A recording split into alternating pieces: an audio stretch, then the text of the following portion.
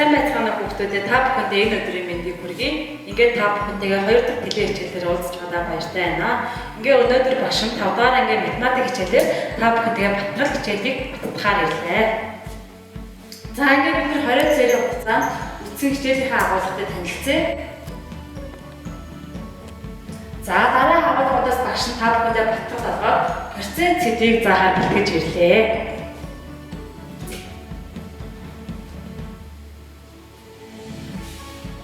За процент батрал хичээл.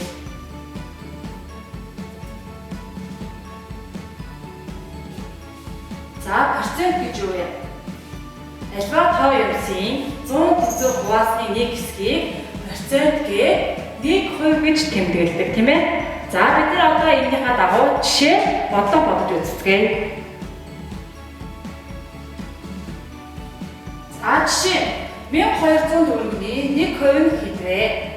800 төгрөгийн 1% нь хэдвэ? 7500 төгрөгийн 1% нь хэдвэ? За та бүхэн тэтгэртэй бичээд бодоорой хүүхдээ. За энийг бодлыг бодсон баг тийм ээ. За одоо багшийнхаа бодсонтой хэдүүлээ тулгай авчих.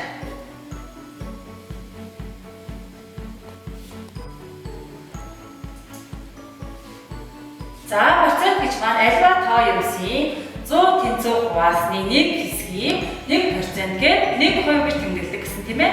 За тэгвэл одоо бид нэр 1200 төгрөгийн маань 1% нь хэдвэ гэдгийг олж байгаа учраас 1200 төгрөг маань 100% гэж үзээ. 1% маань хэдэн төгрөг вэ гэдгийг олох юм. За энэ бодлоо багш хийсэн байна.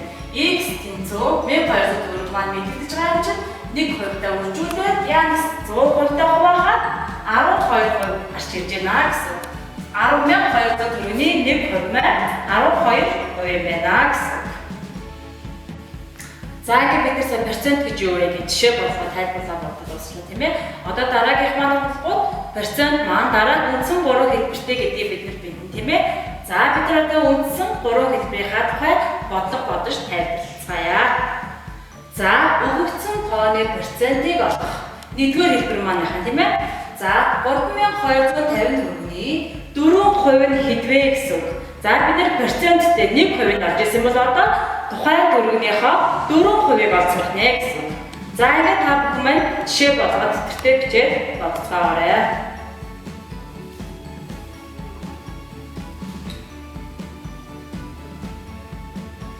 За эхний бодлыг та бүхэн маань тэтгэрээр бодсон байх тийм ээ. Одоо хэдүүлээ багшийнхаа бодцтой тулгай авъя. За өгөгдсөн тооны процентыг олох. За 3250 төгрөгийн 4% хэдвэ гэж бид нэр тухайн өгөгдсөн өгсөн байгаа учраас 3250 төгрөг маань 100% юм болоод 4% маань хэдэн төгрөг байх вэ гэдгээ бид нар одоо олно гэсэн үг тийм ээ. За X тэнцүү 3250 төгрөгөө 4%-тай үржүүлээд 100-аа хуваагаад 1300 гарч. За үүний маань 100 хуваасны 4 хэсэг маань хэдэн вэ? 130 төгрөг маань гарч ирлээ гэсэн үг. За та бүхэндээ ингэж аваарай бодод дуусах байсан бол. За ингээд дараагийн бодлогыг тэтгэртэй бодцгоё.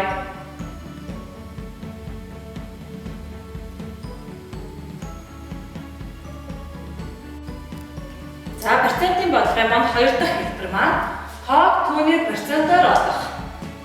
За бид нар мөн жишээ болгоод тайлбарж ярьсан гэсэн үг тийм ээ. За жишээ нь 36 ямар тооны 3% бэ гэдгийг бид нар олох юм. За та бүхэн маань бүгдээ тэтгэртэй бичээ бодлогоо бодоорой.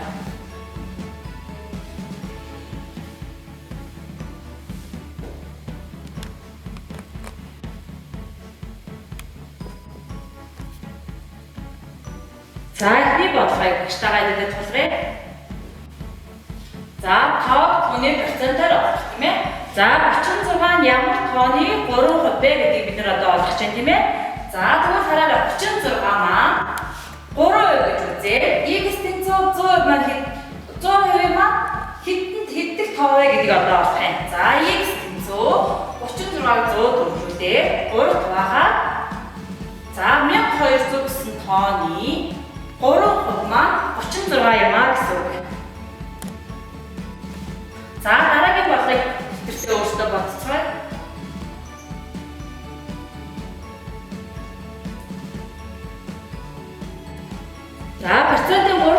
маань хоёр тооны харьцааны процентыг олох. За мөн аль бид нар жишээ болгон дээр бодоод тайлбарлаа явуу. За ингээд зуны амралтад та бүхэндээ хийх даалгаврыг өгч танилцуулах чинь.